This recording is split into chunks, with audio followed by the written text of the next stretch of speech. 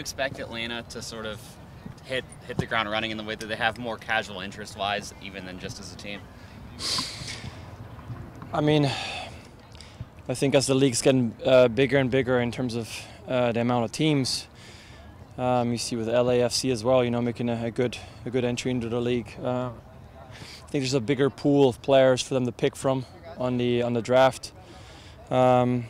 And then obviously they have the luxury of kind of filling out that roster with some better and better players. I think the likes of Vela and Martinez. I think maybe 5 to 10 years ago, it's going to be hard to coax them into coming to this league, and now it's obviously the quality is better. The American dream still lives, I think, and players still appreciate being safe here. For the most part, having a steady income. Those are all guarantees that sometimes in other countries you don't have, and so I think the combo of all those things has allowed these new teams to build a solid base through that draft, and then sprinkle in some excitement with some big time players that they're willing to shell out some money, and that's what we've seen with those new teams coming in.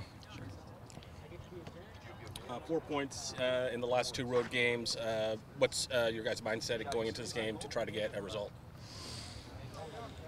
I got to keep the train rolling. Difficult games, but we've put ourselves in this position where 4 points out of 2 away games is, that's amazing for most seasons. But we've kind of put ourselves in a pickle where even that's not really going to cut it. So we really have to start going into tough environments like Atlanta and really getting stuff out of those games.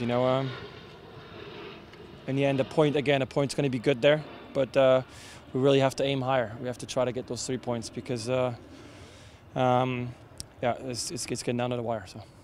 How are you with heat and humidity? Does it change your routine? I hate it.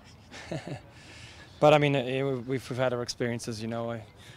I just hope it's not going to be like Kansas a few years back. That was quite something else. Coming back into the locker room after that game and jumping in the cold tub and sweating in the cold tub. I've never experienced that before, so hopefully we can avoid that. I don't think that was safe, and the league's aware of it. I think the officials and the team doctors and whoever's in charge of all that, they're aware of it, and they want to make sure it's safe for the players first and foremost. So, and then in the end, it's the same conditions for both sides anyway. So.